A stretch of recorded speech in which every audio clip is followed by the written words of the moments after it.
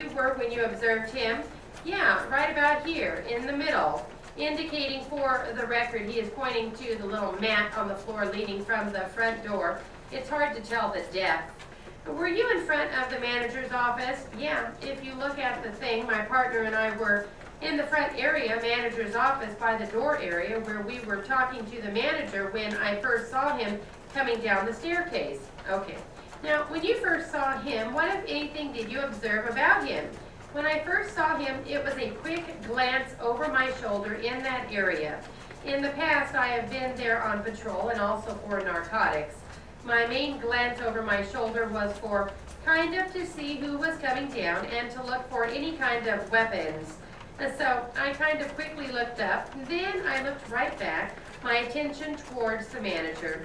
It was a quick look up and then back. Now, either you or one of your partners were talking to the manager at this time.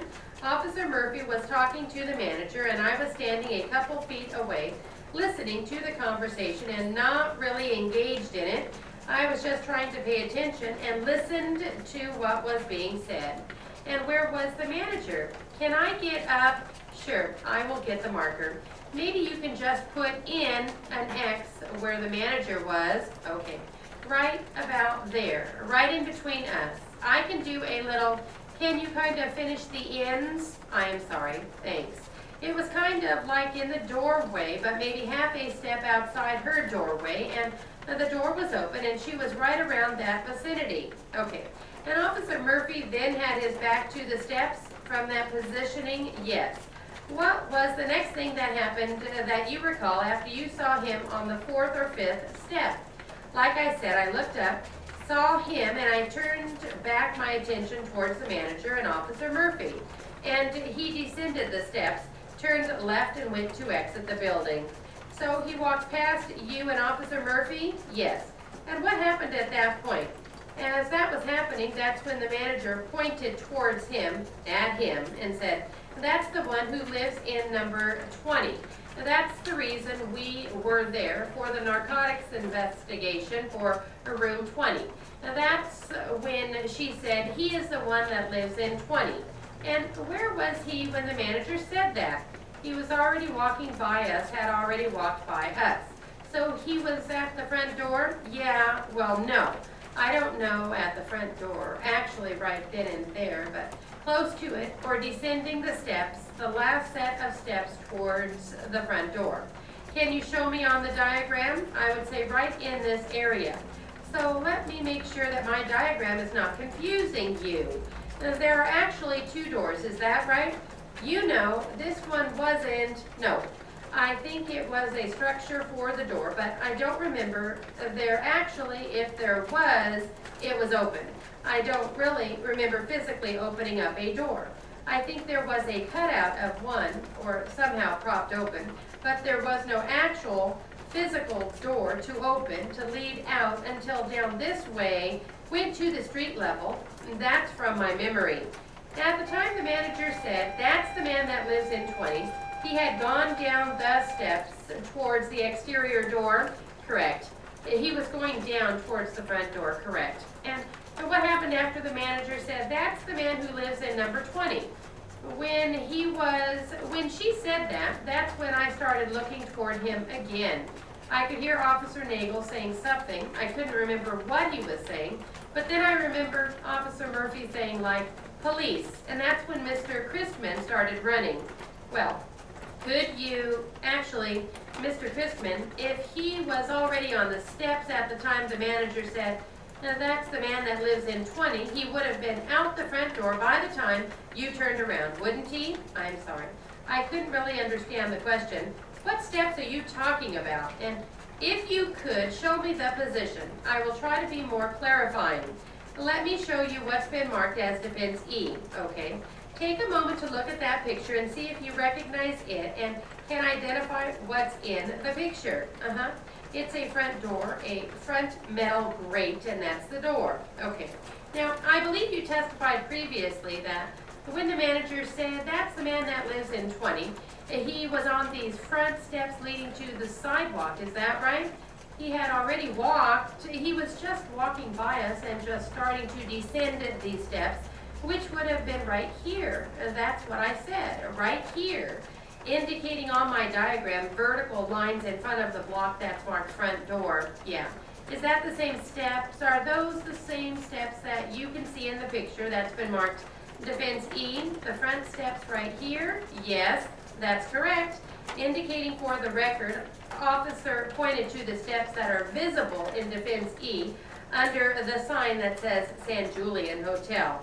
And so at that point, did he stop on those steps? No, he didn't stop. What did he do? He went down to the front door, graded door, street level, and he was walking out. And he looked back up at us, and that's when he started running. I'm going to show you also what's been marked as Defense Exhibit F and ask you if you recognize what's depicted in that picture. This is the San Julian Street, and looking at 5th Street up at the top. And can you see the front of the hotel area in that picture as well? It would be right here approximately. Does that appear to be the same front entrance of the hotel as the one that's depicted in Defense Exhibit E? It looks to be the same. Now, when he began to run, he was on the sidewalk, is that right? Yes, yeah. And where were you at that time? I was going down the stairs after him. And so you couldn't really see where he was exactly when he started to run then, is that right? As I stated, he had just hit the bottom stair when he looked back at us and started running. And so he was exactly in front of the hotel then when he started to run, approximately, yes, right at the graded opening. And where was Officer Nagel at this time when he started to run? Officer Nagel, yes. To tell you the truth, I am not sure if he was beside me or behind me. I could remember Officer Murphy was behind me, but I think I was the first one out the door. And so I would assume he might have been behind me, or maybe Nagel was right beside me. I'm not quite sure where Officer Nagel was. Now, at this point, you didn't really know why you were chasing him, other than Officer Murphy said, "Police, is that true?" Well, as he was exiting the door, he started to run, and he also threw something over with his left hand, threw something out of his hands. So, at this point, he is exiting the door that leads right to the street, this graded door that's depicted here in Defense E. Is that right? That's correct. And so the scenario is, you see him, he enters the hallway, he walks past you and Officer Murphy and the manager, and starts down the steps, and at that point, Officer Murphy says, "Police." And as he gets to the front door, he tosses something. He starts to run, and then he tosses something. And at the time, he tossed whatever it was, and he was still in front of the front door then. In order for you to be able to see him, I wouldn't say front door, he was starting to run. He was starting to run as he was tossing it, and also, I was starting to move. And so my angle was getting better as I was running because I was also running too. I would say he would probably be in the same part within this area. You know, probably the front of the building, yes. But from the door, I wouldn't say that because I don't remember conducting or swinging the door open. He ran, but the door was already open, and I would say he would probably be in like this area. Indicating for the record, the officer is pointing at a kind of a gray and to the left of the front door. So within a few feet of the door, approximately, yes. And where were you when you saw him make this tossing motion? I was starting to move towards him before the steps.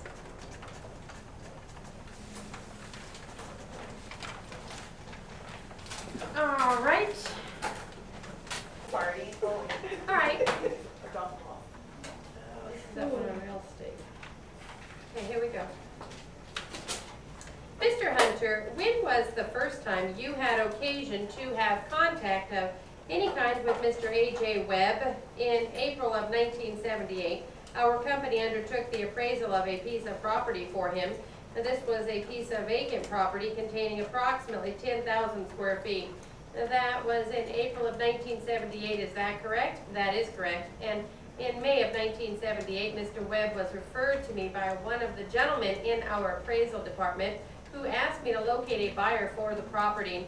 Was that Mr. Arthur Lang who recommended me? Yes. Is that the gentleman you were talking about? I believe it is, but I am not sure. Mr. Hunter, I show you a document marked exhibit number 1 and ask you if that is the appraisal to which you referred in your testimony just a moment ago. Yes, it is. And before you talk to Mr. Lang, had you had any conversation or contact with Mr. Webb? No. Did you have anything to do with the preparation of the appraisal dated April 21, 1978? No. Mr. Hunter, have you produced some documents here this afternoon pursuant to the subpoena that was served on you? Yes, I have. Mr. Hunter, are you an appraiser in the course of my business? Yes. Do you do appraisal work? Yes, sir. Do you know a Mr. T.K. Albert? No. Were you aware that there was apparently an additional appraisal made of this property for Mr. Webb? No, I was not. Mr. Hunter, I show you a document marked exhibit number 2 and ask you if you have ever seen that document before. I have not. Did you ever discuss either of these 2 appraisals with Mr. Webb? Yes. I discussed the appraisal by our company with Mr. Webb. Let's try that one again.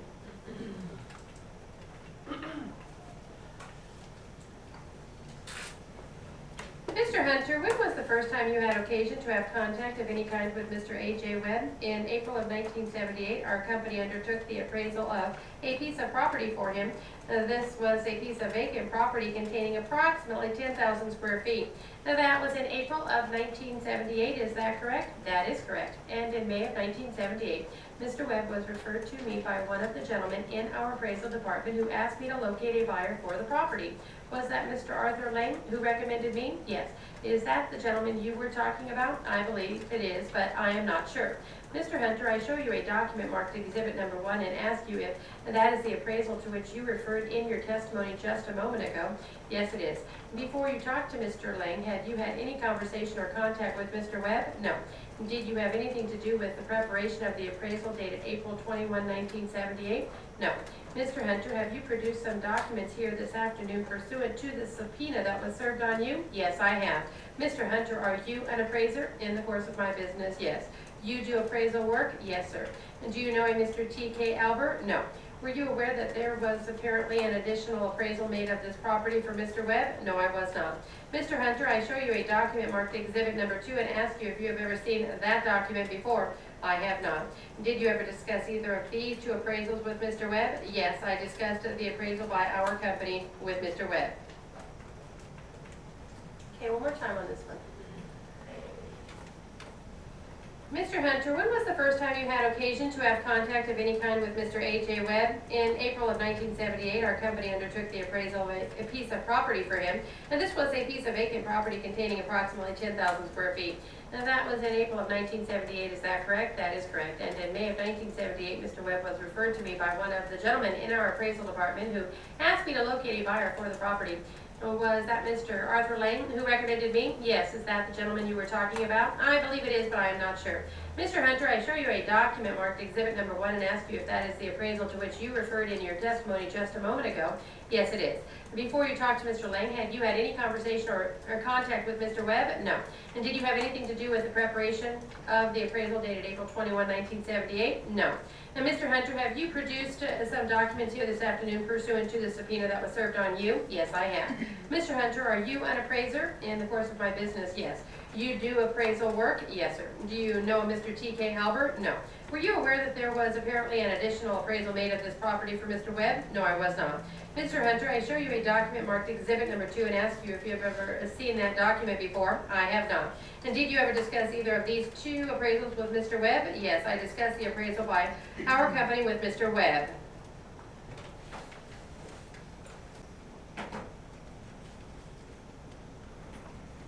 Did Mr. Webb ever tell you that he had a second appraisal made? Not to my knowledge, no. When was the last time you discussed the appraisal of your company with Mr. Webb? In May of 1978 when Mr. Webb called me. Now, would you tell us what Mr. Webb said and what you said during the course of that conversation? Well, he asked me if I would undertake the selling of the property.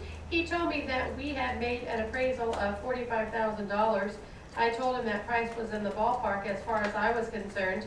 What price was that? $45,000. I told him we would have to find a user for this vacant property, and I would undertake the assignment under an exclusive arrangement. Was this the first time you talked to Mr. Webb about this particular piece of property? Yes. Did Mr. Webb tell you who he was? I don't recall, other than he was the owner of the property. Mr. Hunter, did you have any other conversation with Mr. Webb in regard to the ownership of the property or who owned the property? Only that it was in an estate. And did he ever tell you about a trust that owned the property? I believe he sent me a copy of a trust agreement. Would you happen to recall when that was? Well, it had to be after the signing of the contract in January and the discussion with Mr. Perkins. Did you ever have any other exclusive listing contract signed by anyone in the Webb family? No. Other than the one you testified about today? No.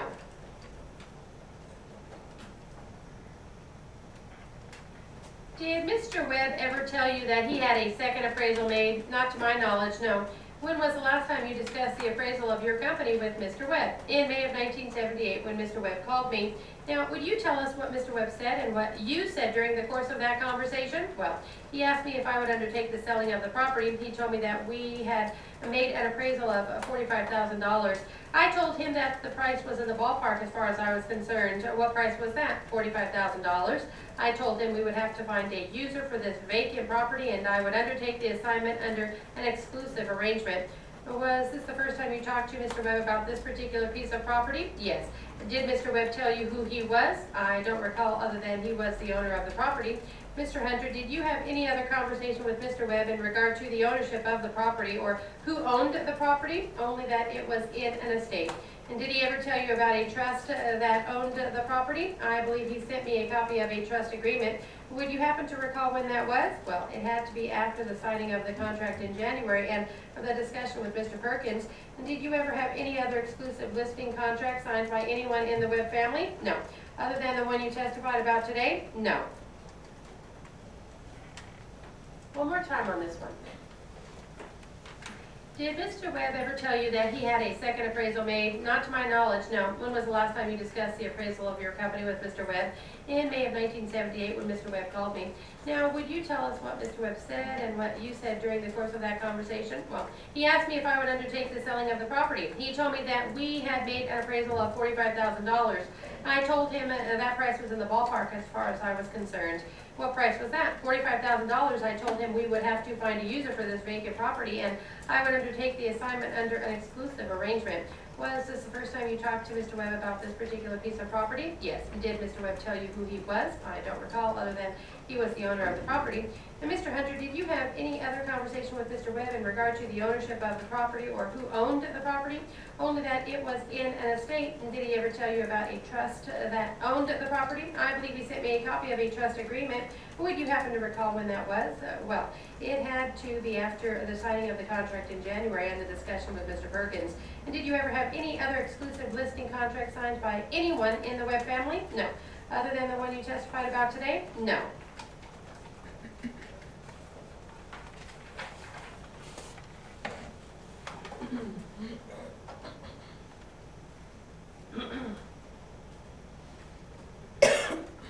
That's the only one, correct. And that's the one you are operating under at the present time, yes. If I go too fast, Mr. Hunter, just tell me to slow down. I have a lot of ground I am trying to cover. All right. And did you ever have any discussions with any other person in regard to the ownership of the Webb property? No, I did not. Did you ever discuss it with Mr. Munson? Yes, I must have discussed it with Mr. Munson. Do you recall when that conversation might have occurred? After he was retained by Mr. Webb. And what did Mr. Munson say on that occasion, and what did you say? I don't remember the conversation, but we must have talked about the fact that the property was in an estate. And did anybody see any problems with regard to closing resulting from that fact? I didn't see any problems, but I am not an attorney. And then from your standpoint, there were no problems. Being optimistic, I never see any problems in closing. Now, that's a good way to be. Did Mr. Munson or Mr. Webb call your attention to any problems that might result from that fact? Not that I recall. You did discuss it with them, is that correct? Yes. Was that after the contract was signed and before the lawsuit was filed? That is correct. And did Mr. Webb ever indicate to you that your present listing agreement was not valid or binding? No, he did not. Mr. Hunter, do you know who Mr. Novak is? Yes, he is one of the attorneys for Mr. Perkins. And did you have a telephone conversation with Mr. Novak on or about February 13? Yes, I did. What did Mr. Novak say to you, and what did you say to him on that occasion? I don't recall the conversation, but it was regarding the offer of Mr. Perkins. And did he tell you it was still on? I don't recall. And did he tell you it was off? I don't recall. You have no recollection as to what was said by Mr. Novak on that occasion? No, sir. And do you know what was said by Mr. Roman when you talked to him? He asked about the property and if it was available. I told him it was and quoted him a price. Let's try that one again.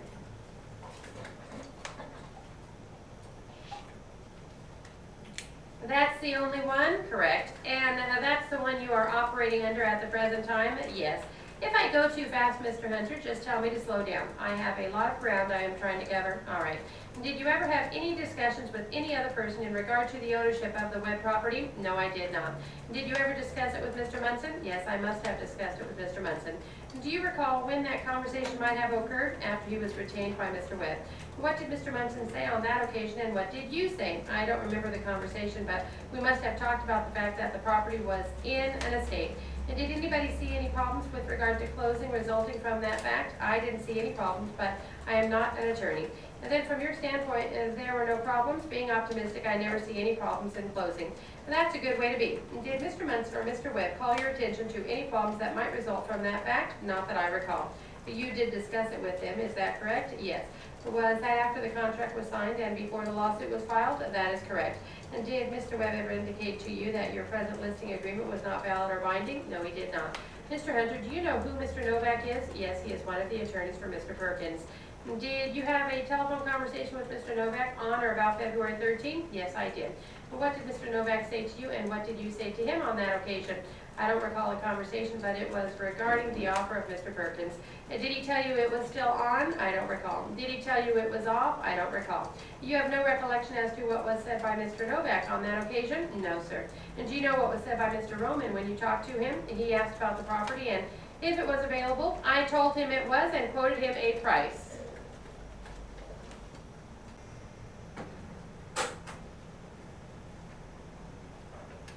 $2.40, two boys for 1 minute, number one.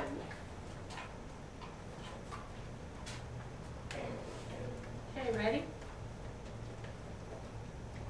You had been in the neighborhood for some time though, is that correct? We had been across the street, but you are not sure if you knew any of these kids as neighborhood kids. I wouldn't have known none of them, no. And how long were you at the park prior to this incident? Well, it wouldn't have been too awful long because we walked right across from the house and Dean went that way and I went this way to the park to the swing and he went to the bathroom, which is right across from the Suns, as you know. Now, the swings was on down towards the other street. Which swing did you get on then when you first got there? I got on the very first one on this side of the swing. These swings right here, I got on the very first one. And would it be the closest one to 59th Street then, or the furthest one away from 59th Street? Well, it would be on this side, it would be the very first. Here's your swings, and here's the boys' house, and I walked here, and it would have been this very first swing. Would that be the one closest to the bathrooms then? Is that what you are referring to? Yes, right. And did you get on any of the other swings? No. Had you been to the park prior to that date when to swing or anything? Right? No.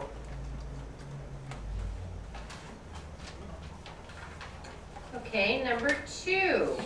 2:42 boys for 1 minute. Number two.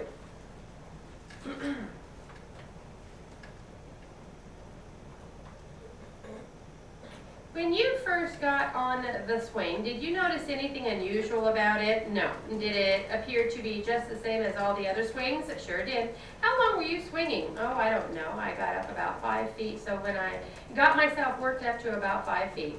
And when you say 5 feet, are you referring to like a pendulum swings? You are up around 5 feet? Yeah. You just take the time that we walked across the street and I walked it down to the swings, whatever little time that was. I get the impression that you were referring to it was a short period of time. You had not been swinging for half an hour or something like that? No. But what happened when you were on the swing? Like I say, I was swinging. The next thing I noticed, I was down on the ground just like that. Did you fall straight down then? Right on my rear. I know it is kind of hard to go back into 1986, but what do you remember about what happened with the swing? You had your hands on both the chains. I had my hands like this, and I was swinging, and the next thing I noticed, I was down on this, well, I call it cobs, whatever they've got underneath the swings. It is not cement, it is something, I suppose, to keep the mud up or whatever it is.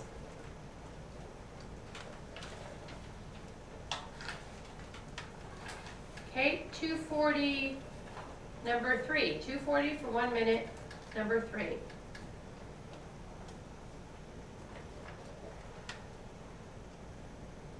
Do you recall which chain broke, or was it your opinion that the chain did break, or yes, definitely the chain did break? We looked and we could not find the link of the chain. Well, why don't you try again to explain to me when you were swinging what happened to the chain? Which hand was it in? It was in this one. In your left hand? Yes. What happened at that time? Like I said, I was swinging. The next thing I knew, I was down on the ground, and for a few minutes I didn't have no feeling whatsoever. I just felt like I wasn't even together. About that time, this man and woman come by and come running over where I was at, and she wanted to give me a pillow to brace my back up, and I said no. I said, I was leaning like this. I said, no, just leave me like this. Just go call the police, because if anything should be broken, I don't want to be paralyzed. Did you feel like something was broken at that time? I was just numb. You said that a man and woman came along? Right. And do you know who they were? I didn't know what their names were at that time.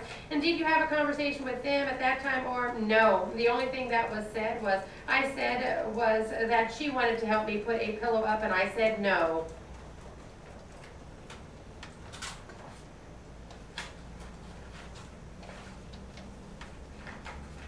Okay, number 4. Mr. Duncan, D-U-N-C-A-N. Mr. Duncan, curfew. Okay, 240, 2 boys, number 4. 1 minute. Do you know where you and Mr. Duncan had begun your trip that night before you got to the party? He probably picked me up at my house and we went straight there. You don't know for sure? I don't know for sure. And do you recall being any other place other than arriving at the party? No, sir. We might have come from a basketball game to go there, but I don't remember. And do you know what time the accident happened? I believe sometime around 12 midnight. And did you make any stops from the time that you left the party until the time of the accident? No, sir. And did you have a curfew at that time? I'm sure I did, yes. And do you know if Mr. Duncan had a curfew at that time? I'm sure he did. What would your curfew have been at the time? I had a curfew like maybe 1:30 or 2. I always kept in contact with my parents, telling them what was going on at the time. And do you think in the vicinity of December 2, 1994, you had a curfew of 1 or 1:30? I would say I did. Do you know for sure what Mr. Duncan's was? I have no clue as to what his curfew would have been. Were his parents at home that night? I'm sure they were. And do you know for sure? I don't. All right, one more. 242 voice, 1 minute, number 5.